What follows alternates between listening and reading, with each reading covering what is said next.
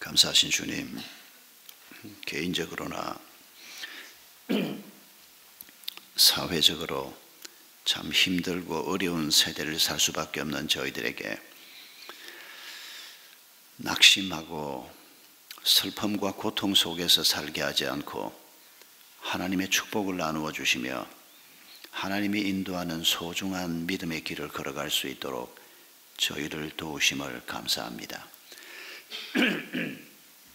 그 암울했던 예수님 당시의 이스라엘 백성들과 그 시대 사람들에게 이 땅에 오신 예수 그리스도가 복되신 분이라는 것을 알게 해주시고 그 고백을 가지고 힘든 세상 속에서 아름답고 지혜롭고 강한 그리스도인으로 주의 백성들을 세워주신 것을 기억하며 감사합니다. 2000년의 세월이 지났지만은 오늘 저희들 또한 하나님께서 이 땅에 보내신 복되신 메시아 예수 그리스도를 기억하고 그 예수 그리스도를 내 삶의 주로 고백하며 우리 또한 복된 삶을 살 수 있도록 주님 저희를 도와주시옵소서. 이 시간도 마태복음의 말씀을 가지고 함께 주님께서 복되다 고백하신 그 삶을 우리의 삶으로 사모하는 마음으로 이 말씀을 받기를 원합니다. 주의 성령께서 함께해 주시옵소서. 예수님의 이름으로 기도하옵나이다. 아멘.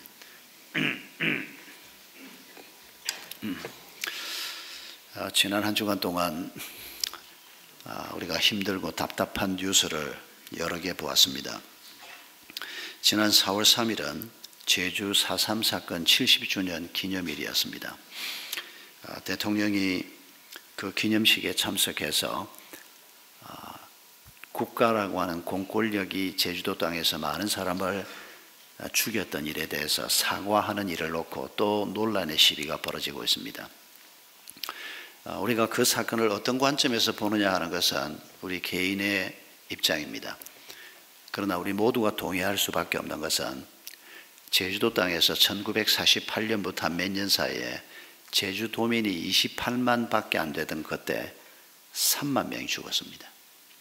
6.25 사변 빼고는 지난 70년 역사 속에서 가장 많은 사람이 죽는 가장 비극적인 사건이 제주도에서 일어났습니다. 이 문제는 오늘 더 이상 좌익 우익의 문제가 아닙니다. 이 상처를 안고 제주도 땅에서 많은 사람들이 아직도 고통 속에 살고 있습니다. 이걸 어떻게 풀어가야 할 것인가? 그건 대통령만 고민할 일이 아니고 이 시대에 아픔을 당한 우리 이웃들과 함께 사는 우리들, 특히 그리스도인들이 먼저 이 문제를 놓고 기도하지 않을 수가 없습니다. 지난 4월 5일에는 박근혜 전 대통령이 1심 재판에서 징역 24년 벌금 180억 원을 선고받았습니다. 우리의 대통령이었습니다. 그분 안 찍었다고요? 당신이 안 찍어도 그분이 우리 대통령이었습니다. 대통령이 전직 대통령이었던 분이 이런 형을 받는 걸 우리가 보면서 우리가 함께 가슴 아파하지 않을 수가 없습니다. 함께 우리가 이 문제를 풀어가야 한다는 책임을 느끼지 않을 수가 없습니다. 나는 안 찍었으니까 잘못한 놈들이 문제지 그런 식으로 생각하는 사람은 옳지 않습니다. 모든 그리스도인은 특히 그렇습니다. 내가 찍었건 안 찍었건 그분이 우리 대통령이었고 우리 시대에 일어난 일이었고 그리고 그분이 이런 형을 받는 걸 보면서 우리가 누구를 미워하고 원망하고의 문제가 아니고 이 문제를 어떻게 우리가 잘 풀어야 우리의 자녀들이 우리의 손주 세대가 괜찮은 나라에서 살 수 있을 것인가 이런 고민을 우리가 하지 않을 수가 없습니다. 이런 일뿐 아닙니다. 남북 정상회담을 앞두고 있지만 북한의 핵 문제가 어떻게 될 것인가 생각하면 가슴이 답답해지고 걱정하지 않는 사람이 이 땅에 없을 정도입니다. 개인적인 문제도 심각합니다. 남들은 모르는 내 개인적인 문제, 힘든 일이 얼마나 많습니까? 엊그제 누가 그렇게 얘기하는 거 들었습니다. 사는 게 얼마나 힘들면 남편들은 힘이 들면 마누라 사진을 꺼내놓고 보면서 내가 이 여자하고도 사는데 못할 일이 뭐가 있냐. 세상에 마누라 사진 꺼내고 그런다는 얘기를 듣고 제가 와, 그거 말 되겠다 하는 생각을 했습니다. 마누라들은 힘들 때 남편 사진을 꺼내서 보면서 내가 이런 것도 인간 만들었는데 내가 못할 일이 뭐냐 그런다는 겁니다. 반은 팩트고 반은 날조인 것 같습니다만은, 그런데 이 농담을 우리가 그냥 허투루 들을 수는 없습니다.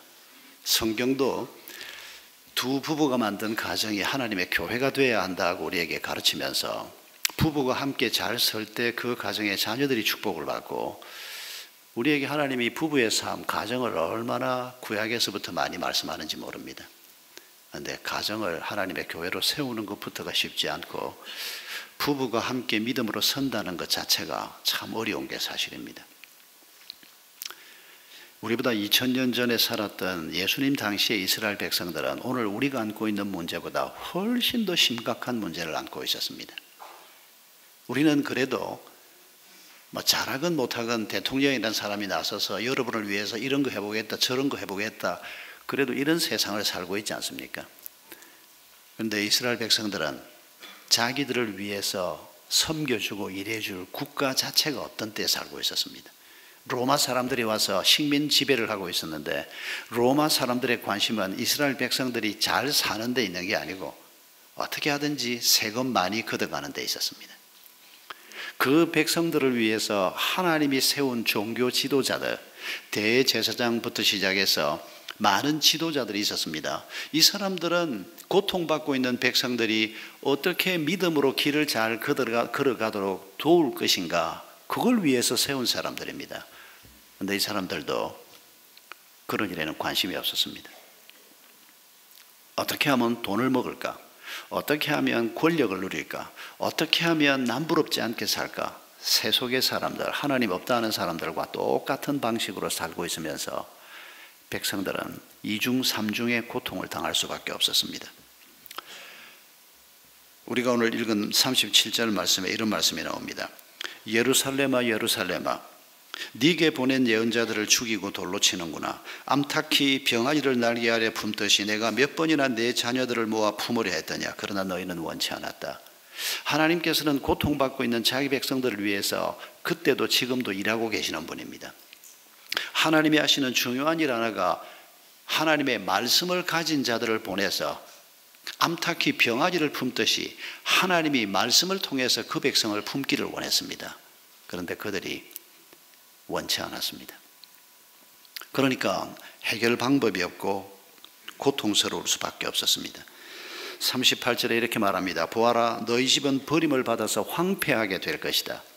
하나님께서 품어주려고 하는데 하나님 필요 없다 그러고, 하나님께서 말씀의 종들을 보내서 무언가를 하려고 하는데 그 말씀을 거부해버리니까 황폐할 수밖에 없게 된다는 것입니다.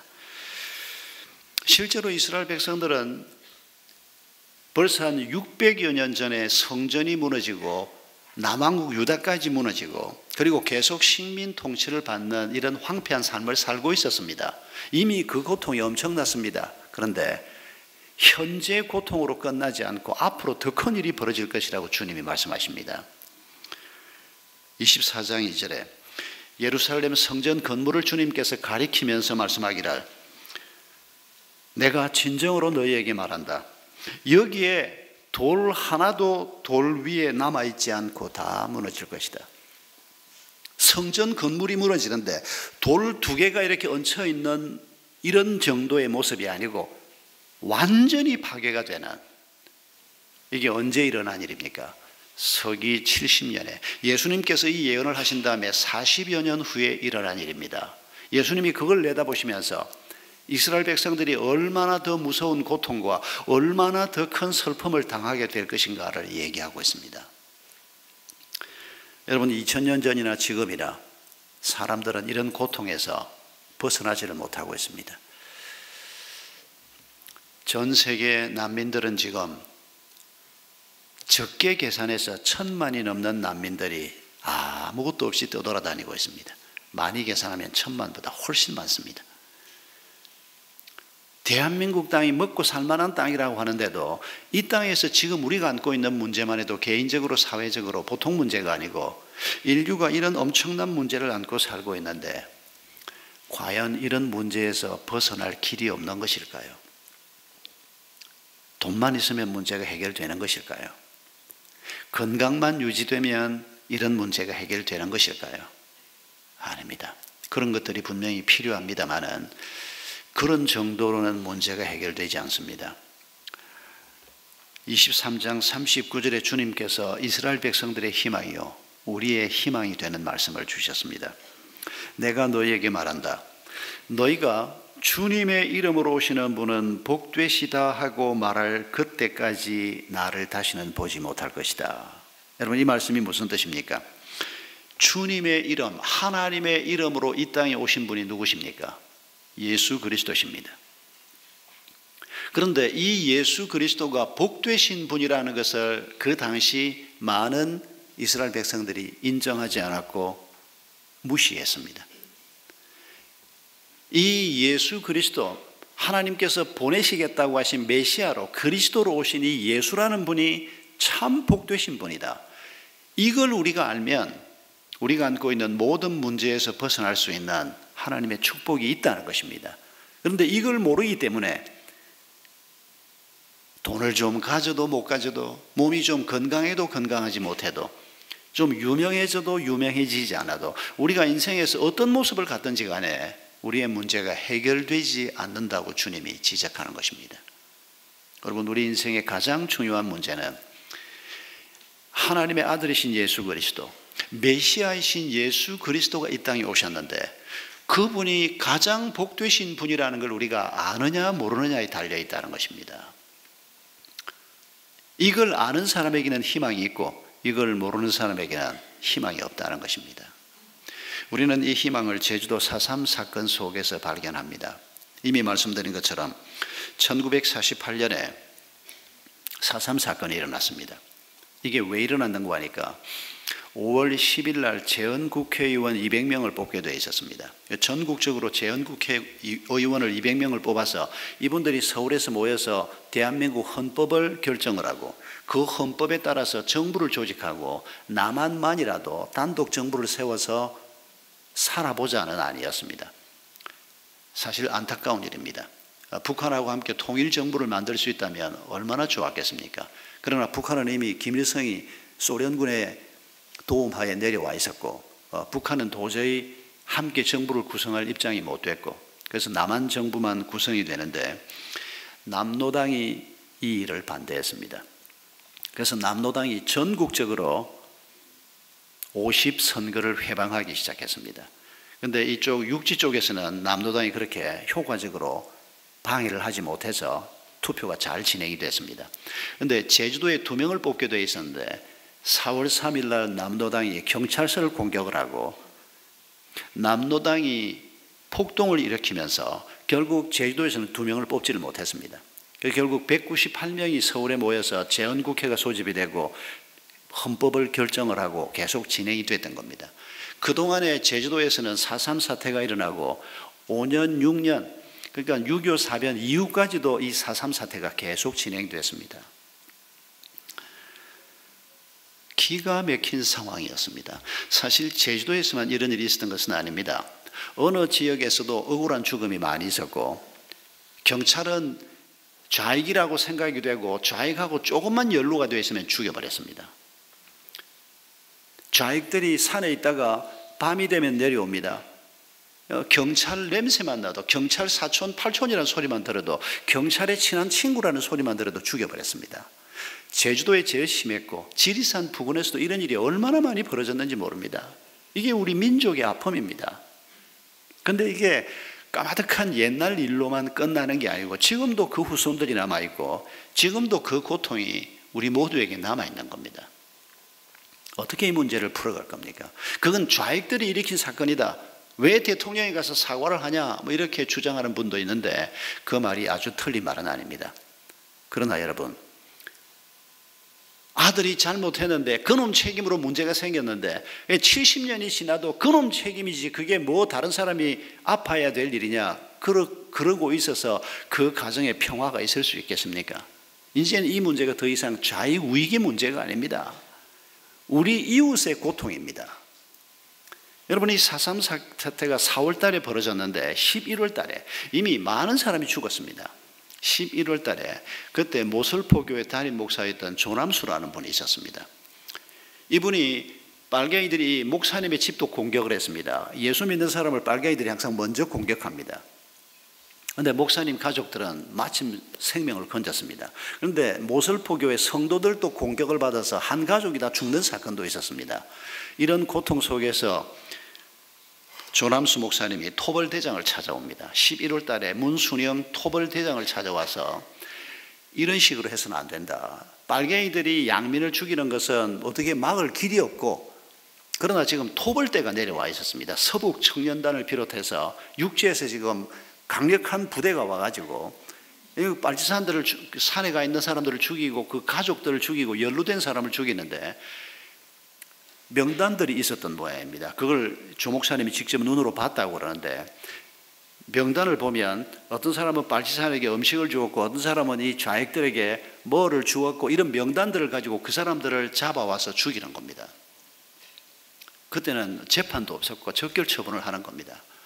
조남수 목사님이 이 문순영 대장을 찾아가서 이런 이유로 공산주의자라고 죽이면 제주도민을 아마 다 죽여야 될 거다. 이 사람들은 공산주의자가 아니다. 내가 여기 살면서 보지 않느냐. 이 사람들은 그냥 친구가 거기 가 있기 때문에 먹을 거 한번 주었던 사람이고 공산주의자가 아니다. 살면서 어쩔 수 없이 연루가 된 사람들이고 총을 들고 와서 먹을 거 내놓으라 그러는데 먹을 거 안 주고 어떡할 거냐. 그거 주었다고 부역했다 그러고 그걸 죽인다면 이 일을 어떻게 할 거냐. 간곡하게 부탁을 했습니다.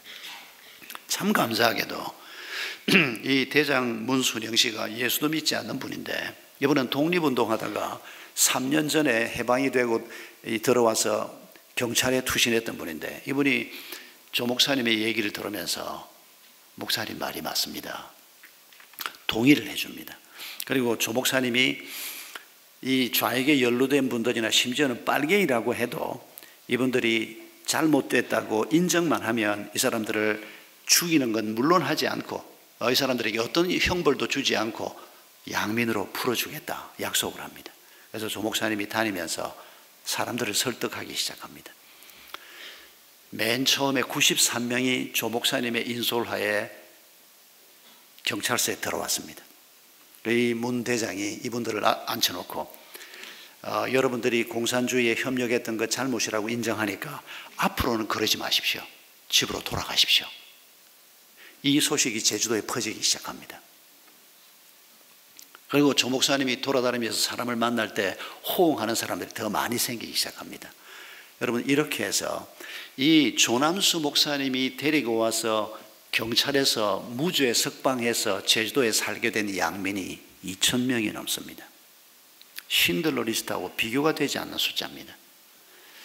그런데 이런 걸 우리가 몰랐습니다. 제가 목사로 살면서도 이 조남수 목사님 얘기를 불과 5년 전에 알았습니다. 이 중요한 얘기를. 여러분, 이분이 이 문순영 대장을 설득을 해서 이 수많은 사람을 살려내고, 그리고 난 다음에 그 지역 사람들이 이 모슬포 교회 조금 떨어진 곳에 로타리가 하나 있고 언덕이 하나 있는데 그 언덕가에 이 두 분의 기념비를 세웠습니다. 거기까지 제가 일부러 가봤습니다. 여러분, 이 기념비가 의미하는 게 뭡니까? 예수도 모르는 사람들이 이 수천의 사람을 살려준 이 두 사람을 기념하면서 거기에 큰 비석을 세워놓았습니다. 여러분, 조남수라고 하는 그리스도인이 토벌대장이 예수도 안 믿는 사람인데 찾아가서 사람을 살려야 한다고, 이런 이유로 죽이면 안 된다고. 여러분, 이게 무엇 때문입니까? 그리스도를 아는 사람이기 때문입니다. 자기 목숨의 위협이나 뭐 돈이 되는 일도 아니고 뭐 출세를 할 수 있는 것도 아니고, 그런데도 불구하고 그리스도를 아는 사람으로서, 그리스도가 생명을 주시기 위해서 이 땅에 왔지 않습니까? 그리스도가 사람을 살리기 위해서 이 땅에 왔지 않습니까? 그 그리스도를 믿는 사람으로서 온 힘을 다해서 그 어려운 시기에 이 수많은 사람을 살렸던 그리스도야말로 복되신 분입니다라고 하는 고백이 이 어두운 우리 민족사에 빛을 발했던 사건이 바로 이 조남수 목사 사건입니다. 여러분, 하나님께서는 오늘도 주님의 이름으로 오시는 그분이 복되신 분입니다라고 하는 고백을 가진 사람들과 함께 일하기를 원하십니다. 그런 사람들이 그 직장 속에서 일하기를 원하시고, 그런 사람들이 고통받고 있는 사람들 옆에서 하나님이 우리에게 공급하는 복을 나누어 주는 일을 오늘도 우리를 통해서 하기를 원하십니다. 이 복되신 분을 제대로 모를 때 어떤 일이 생기는가를 지난 주간 한 주간 읽은 본문에서 생생하게 언급하고 있습니다. 마태복음 23장에서 특히 지도자들의 잘못된 모습을 지적하면서 화가 있을 것이다 라고 하는 말을 7번 반복합니다. 그 중에 지난 월요일 본문에서 언급된 3가지를 우리가 다시 한번 생각해 보면 23장 25절 26절에서 탐욕과 방종을 언급합니다. 23장 27절 28절에서 위선과 불법을 지적합니다. 그리고 23장 29절로 33절에서 예언자들을 존경하는 척하면서 예언자들을 죽이는 자들, 예언자들을 무시하는 자들, 그들을 지적하고 있습니다. 여러분, 이건 이분들만의 문제가 아닙니다. 하나님을 믿는다고 하면서도 우리에게 가장 복되신 분이 하나님이시요 하나님이 보내신 메시아 그분이라는 사실을 우리가 놓쳐버리면 결국 뭐가 복돼 보일까요? 당연히 돈이 복된 것이라고 생각하죠. 당연히 권력 잡은 사람들이 복된 사람이라고 생각하죠. 그보다 더 중요한 복을 보지 못했기 때문입니다. 그러니까 마음속에 끓어오르는 탐욕을 절제할 수가 없는 겁니다. 더 큰 축복이 있는 걸 알면 그리스도가 주시는 복이야말로 가장 큰 복이라는 것을 우리가 인정하고 살고 그걸 구하는 자이면 물질에 대한 욕심을 그래도 좀 다스릴 수가 있습니다. 그런데 그리스도의 복이 얼마나 큰 복인가를 경험도 못했고 인정도 못하면 여러분, 돈만큼 좋은 게 뭐가 있습니까? 혹시 돈 좋은 거 모르시는 분이 계십니까? 제가 가르쳐 드릴게요. 목사가 무슨 소리를 하고 있는 겁니까? 목사는 돈 좋아 안 하는 줄 압니까? 돈이 얼마나 중요한지 모르는 사람이 누가 있습니까? 이 돈이 우리를 얼마나 쉽게 휘두르는지 경험하지 않는 분이 누가 있습니까? 어떻게 우리가 이걸 이길 수가 있습니까? 돈보다 좋은 걸 본 사람이라야 합니다. 복되신 예수 그리스도, 그분이 얼마나 복되신가를 경험하지 않으면 여러분, 우리가 결국 돈에 휘둘리게 되고 결국 방종하게 되고 예수님이 화가 있을 것이다 라고 말한 이 사람들처럼 되는 건 결국 우리의 모습이 되고 말 수도 있다는 것입니다. 예언자들의 기념비를 꾸미고 예언자들의 무덤을 아주 근사하게 만들어주고 참 귀한 사람들이다라고 예언자들을 대하는 것 같은데 사실은 예언자를 죽이는 자들, 그들이 화가 있을 것이다 라고 얘기합니다. 가장 중요한 예언자 예수 그리스도가 그들의 눈앞에 와 있는데 그 예수 그리스도를 결국 죽음으로 모는 자가 누굽니까? 바로 이 지도자들입니다. 여러분, 이 지적을 우리가 기억하면서 2000년이 지났지만은 이 문제가 결코 남의 문제가 아닙니다. 우리도 돈 때문에 넘어지고 세상에서 힘 좀 쓰는 사람 돼 보고 싶어서 욕심내다가 넘어지고 불법을 행하고 목사, 선교사, 교역자들이 참 귀하다고 말은 그렇게 하면서 속으로는 아주 경멸하고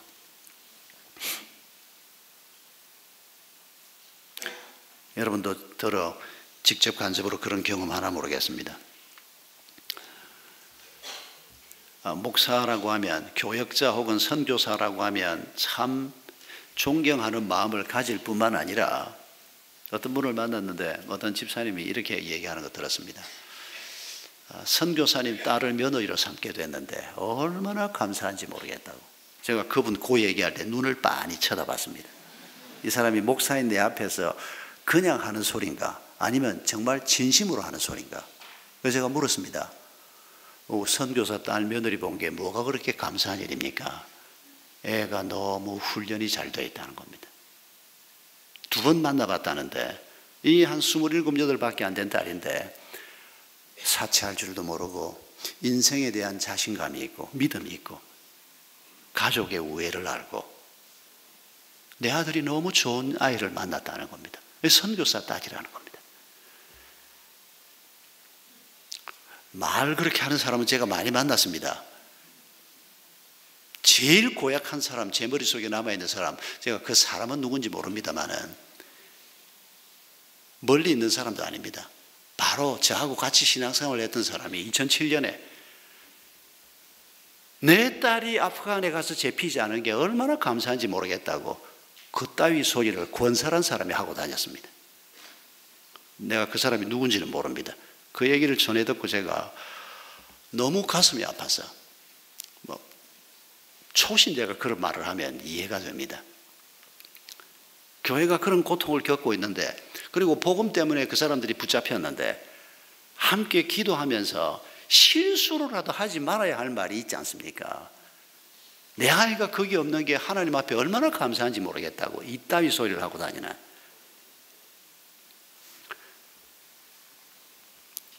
여러분, 우리가 예언자를 존경한다 그러고 하나님의 사역을 하는 사람들을 귀히 여긴다고 하면서 실제 삶은 그렇지 않은 경우를 교회 내에서 얼마나 제가 많이 보는지 모릅니다. 오늘 아침에 교회 오니까 우리 사무실에서 저를 보고 책에 사인을 3권을 제 책에 사인을 하라는 겁니다. 왜 그러냐 그러니까 어떤 분이 어제 연락을 해왔는데 우리 교회 교인이 아닌데 우리 홈페이지에 들어와서 한 번씩 설교도 듣고 하는데 우리 교회 광고 뜬 걸 보니까 선교관을 지금 선교관에 필요한 물품을 모으는데 자기가 이 교회 교회는 아니지만은 그 일을 위해서 좀 헌신을 하고 싶다 그래서 여러 물품을 지금 이분이 보내는 겁니다. 그러니까 교회가 이분에게 감사의 표시를 좀 하고 싶은데 목사님의 책에 저자 사인을 직접 해서 주면 이게 좋은 선물이 될 것 같다. 제가 기분 좋게 아침에 3권의 책에 사인을 했습니다. 여러분, 이거 쉬운 일 아닙니다. 자기 교회 선교관을 하면 덜어 하는 분이 있습니다. 믿음으로 하는 분도 있고 믿음은 없어도 기마이가 좋아서 하는 분도 있고 그래도 괜찮습니다. 또 믿음이 없어도 교회 리더십에게 인정받기 위해서 하는 사람도 있고 이것도 쉽지 않습니다. 정말은 믿음으로 해야 되는 겁니다. 귀한 분들이 오면 쉬어갈 때가 있어야 되고 우리가 지금 어떻게 해서든지 선교사들을 위해서 좀 숙소를 만들려고 하는데 우리 성도가 별채를 짓고 거기에 방 2개가 있는 거기를 완전히 선교사 가족이 와서 따로 쉴 수 있는 이런 걸 선교관으로 주시고 얼마나 감사한지 모르겠습니다. 이번에 우간다에서 온 선교사 4가족이 그 집에 가서 쉬었는데 조그마한 차도 하나 준비를 했습니다. 차가 없으면 다니질 못하니까 가면서 저에게 너무 제가 인사 다 받았습니다. 교회가 이렇게 해줘서 고맙다고. 그런데 남의 교회 교인이 우리 물품 드리겠다고 하나님이 기뻐하실 것입니다. 여러분, 우리가 정말 하나님이 복되신 분이고 하나님이 보내신 그분이 복되신 분이라고 우리가 정말 그렇게 생각한다면 말로만 고백하는 건 아무 의미가 없는 거 잊지 마십시오.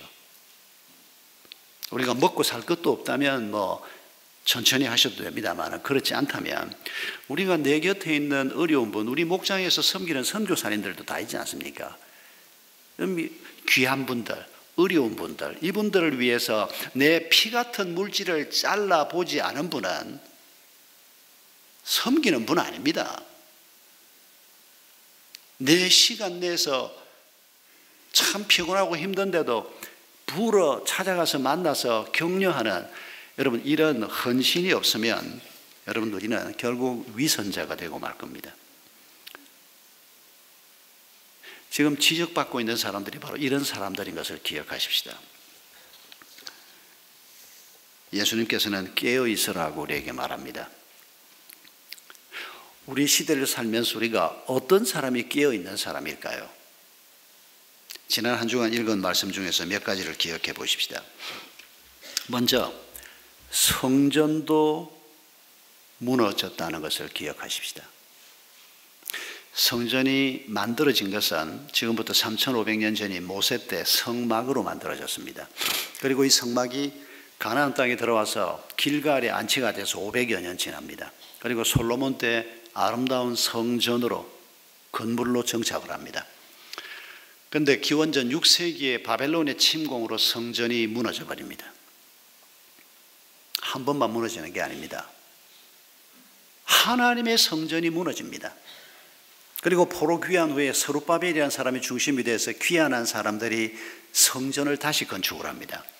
그때는 나라도 없고 힘든 때인데도 열심히 있는 성도들이 성전을 건축했는데 아주 초라한 성전이었습니다. 그 성전을 헤롯이 로마의 임명을 받고 그 지역의 왕이 돼서 들어와서 다시 정축을 합니다. 이스라엘 백성들이 성전을 너무 중요하게 생각하니까 아주 아름답게 만들어줍니다. 헤롯이 백성들의 민심을 얻기 위해서 그렇게 한 겁니다. 그런데 민심을 얻지를 못했습니다. 헤롯이 만들어준 성전은 너무 자랑스럽게 생각하면서 헤롯은 정치인으로서 전혀 백성의 존경을 받지 못했습니다. 서기 70년에 이 성전이 또 무너지는 겁니다. 완전히 무너지고 지금은 예루살렘에 가보면 그때 서기 70년에 성전이 무너졌던 그 자리가 지금 그대로 상당한 부분을 그대로 볼 수가 있습니다. 여러분, 이 성전이 어떤 겁니까? 성전을 처음 만들고 난 다음에 하나님께서 이 성전을 얼마나 엄격하게 다루셨는지를 우리가 성경에서 보지 않습니까? 쉽게 만지지도 못하게 했습니다. 쳐다보는 것도 쉽게 못하게 했습니다. 제사장들이 성소까지는 들어가도 지성소는 못 들어가게 했습니다. 대제사장도 1년에 한 번만 들어가게 했습니다. 성전에서 불을 피우는데 향을 잘못 썼다고 아론의 아들들 제사장 둘을 하나님이 쳐서 죽여버렸습니다. 왜 이렇게 하나님이 엄격하게 성전을 다루십니까? 그것이 하나님의 임재의 상징이기 때문입니다. 하나님을 그렇게 대하라는 겁니다. 하나님을 만홀히 여기지 말라는 겁니다. 그래서 이스라엘 백성들이 그 성전을 부들부들 떨면서, 그리고 또 그 성전에 천지를 지으신 하나님이 함께 하시는 것을 자랑스러워하면서 그 성전을 소중히 가슴에 담고 살았던 겁니다. 그런데 그 성전이 무너지는데 하나님이 아무 도움도 주지 않았습니다. 하나님께서 얼마나 놀라운 일을 많이 행하셨습니까? 유대인들과 함께. 그런데 그 성전이 이방인의 손에 무너지는데 아무것도 하지 않았습니다. 어떻게 어렵게 만든 성전이 서기 70년에 또 무너지는데 하나님이 다 내버려 두었습니다. 왜입니까? 왜 하나님께서 돕지 않았습니까? 이스라엘 백성들이 하나님을 떠났기 때문입니다. 이스라엘 백성들이 더 이상 하나님을 마음에 두지 않았기 때문입니다. 건물이 무슨 의미가 있습니까? 여러분, 이 건물이 무슨 의미가 있습니까? 우리가 새롭게 건물을 짓고 있습니다마는 건물이 무슨 의미가 있습니까? 그 건물에 하나님이 함께하지 않고 하나님이 주신 뜻을 우리가 담지 못하면, 우리가 아무리 큰 집을 가지고 있으면 그 집이 무슨 의미가 있습니까? 우리 아이들이 아무리 좋은 학교를 가면 그 인생이 무슨 의미가 있습니까? 하나님이 함께 하셔야 합니다. 성전도 무너졌다는 것을 잊지 마십시다. 하나님이 함께 하시지 않으면, 하나님만이 가장 복되신 분이라는 것을 우리가 기억하고 살지 않으면 우리 인생도 무너지게 되어 있습니다. 우리가 소중히 여기는 모든 것들이 다 무너질 수 있다는 것을 기억하십시다. 복되신 하나님, 그분이 이 땅에 보내신 그 복되신 예수 그리스도, 그분이 우리와 함께하는 삶을 끊임없이 우리가 구해야 할 것입니다. 거짓 그리스도를 조심해야 한다고 주님께서 거듭거듭 말씀하셨습니다. 마태복음 24장 24절에 거짓 그리스도들과 거짓 예언자들, 거짓 지도자들이 일어나서 큰 표징과 기적을 일으키면서 할 수만 있으면 선택받은 자들까지도 홀릴 것이다. 여러분, 이 거짓 그리스도, 거짓 예언자, 거짓 지도자들인데 이 사람들이 큰 표징과 기적을 일으킨다는 사실을 기억해야 합니다. 굉장한 일이 일어났어. 기적이 일어났어. 그거 보고 따라가지 말라는 겁니다. 모세 때 이미 사실은 이런 말씀을 주셨습니다. 신명기 13장 1절 이하를 보면 모세를 통해서 하나님이 일찍 이렇게 말씀하셨습니다. 너희 중에 선지자나 꿈꾸는 자가 일어나서 이적과 기사를 내게 보이고 그가 내게 말한 그 이적과 기사가 다 이루어지고 그리고 너희가 알지 못하는 신을 섬기자라고 말하면 너희는 그 선지자의 꿈이나 기적을 믿지 말라. 무슨 말인지 아시겠죠? 큰 기적을 보여주고 굉장한 걸 보여주더라도 그 사람이 옳은 사람이냐 아닌 사람이냐를 뭘 분별하라는 겁니까? 여호와를 섬기지 말고 예수 그리스도를 따르지 말고 다른 걸 따르자라고 얘기하면 그 사람이 잘못된 사람이라는 겁니다. 모세 때 이미 하나님이 이스라엘 백성들에게 이 말씀을 신명기 13장에서 주셨습니다.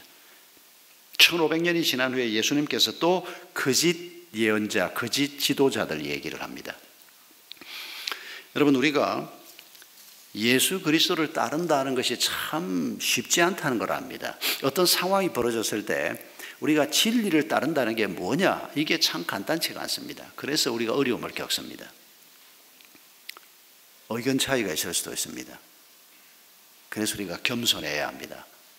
그리고 하나님의 뜻을 구하는 일에 가정이면 부부가 겸손하게 하나님의 뜻을 구하고 자녀들과 함께, 그리고 목장에서 온 가족들이 함께, 교회 공동체에서도 특히 리더십들이 겸손하게 정말 하나님이 원하시는 것이 무엇일까? 이걸 우리가 조심스럽게 살피지 않으면 탐욕에 빠지게 되고 위선에 빠지게 되고 하나님의 진리에 어긋나게 된다는 것입니다.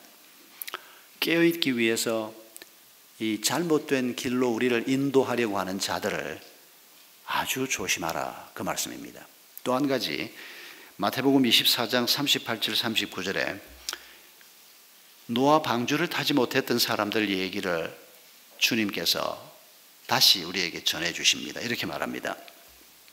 홍수 이전 시대에 노아가 방주에 들어가는 날까지 사람들은 먹고 마시며 장가가고 시집가며 지냈다. 홍수가 나서 그들을 모두 휩쓸어 가기까지 그들은 아무것도 알지 못했다. 인자가 올 때도 그러할 것이다. 악한 자들이 방주를 타지 못한 것이다 이렇게 말하지 않고, 그런 자들도 물론 못 탔습니다마는 방주를 타지 못한 자들이 먹고 마시고 시집가고 장가가고 일상생활에 묶여서 아무것도 알지 못했다는 겁니다. 자기들 눈앞에서, 여러분, 노아 방주를 노아 가족들이 몇 년 동안 지었다고 성경이 얘기합니까? 120년입니다. 12년도 아니고 12달도 아니고 오랜 세월을 노아 가족들로 하여금 그 방주를 짓게 했습니다.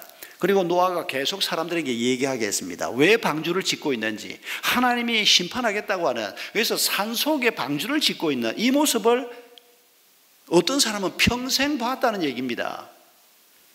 계속 들었습니다. 그런데 먹고 사는 일에 매달려서 내 눈앞에서 벌어지고 있는 일조차도 깨닫지를 못한 겁니다. 똑같은 일이 지금 예수님 당대에 벌어지고 있습니다. 예수님이 눈앞에 왔습니다. 복되신 메시아, 그분이 눈앞에 오셨습니다. 그분이 설교를 하시고 그분이 많은 말씀을 전하고 있는데 먹고 사는 일에 매달려서, 특별히 탐욕하고 죄를 짓는 이런 사람들만이 아니고 평범한 사람들, 선량한 사람들, 먹고 사는 일에 매달려서 아무것도 모르고 있다는 겁니다. 예수가 누군지를 너무 모르고 하나님께서 행하시려고 하는 일이 뭔지를 너무 모르고 그저 집이나 한 칸 사고 막 밥 굶지 않고 애들하고, 예, 당연히 그러셔야죠. 그런데 거기에 묶여버리고 말 때 우리가 얼마나 초라한 자가 되고 구원까지도 얻지 못하는 자가 된다고 지적하는 이 말씀을 우리가 기억해야 합니다. 깨어있는다는 말은, 여러분, 우리가 일상생활을 포기하란 말이 아닙니다. 열심히 살아야죠. 아이들 키워야죠. 그러나 그 일상생활에 묶여서 하나님이 뭘 행하려고 하는지를 보지 못하면 우리는 복되신 그분을 뵐 수 없게 되거나, 아니면 복되신 그분을 안다고 해도 아무것도 아닌 자가 되고 말 것입니다. 우리 주님께서 안타까운 음성으로 이렇게 말씀하셨습니다. 가지가 연해지고 잎이 돋으면 여름이 가까이 온 줄 안다. 이와 같이 너희도 이 모든 일을 보거든 인자가 문 앞에 가까이 온 줄을 알아라. 우리 주님의 안타까움이 느껴집니다. 사람들이 무화과 나무를 보면서 가지가 연해지고 잎이 돋으면 여름이 가까이 온 줄 안다. 이거 모르는 사람 없습니다. 우리는 무화과 나무는 안 봤지만은 여러분 나가서 보면 벌써 산 색깔이 달라졌지 않습니까? 벌써 초록빛깔이 덮이기 시작합니다. 뭐 핀 벚꽃이 사기당했다고 이렇게 추운데 피는 게 아닌데 피었다고 그런 농담을 하긴 합니다만은, 근데 이거 오래 못 가는 거 우리가 압니다. 오늘 낮부터 날이 풀리고 이제 진짜 봄이 된다는데 곧 여름이 오는 거 우리 모르는 사람 아무도 없습니다. 우리 주님이 지금 하시는 말씀이 바로 그 얘기 아닙니까? 여름이 가까이 오는 걸 너희가 다 잘 알면서 인자가 가까이 와 있는데 왜 그걸 모르느냐는 겁니다. 예수님이 내 앞에 계신데 왜 그분을 무시하고 사업을 하느냐는 겁니다.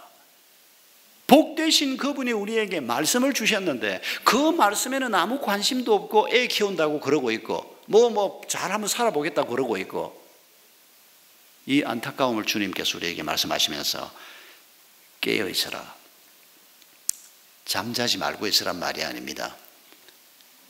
복되신 메시아를 바르게 알고 그분이 우리 삶을 어떻게 인도하실 것인가에 대한 기대를 가지고 한 걸음 한 걸음 길을 걸어갈 것을, 그럴 때 우리 삶에 하나님의 평화가 이루어질 것을 하나님께서 약속하고 계시는 것입니다.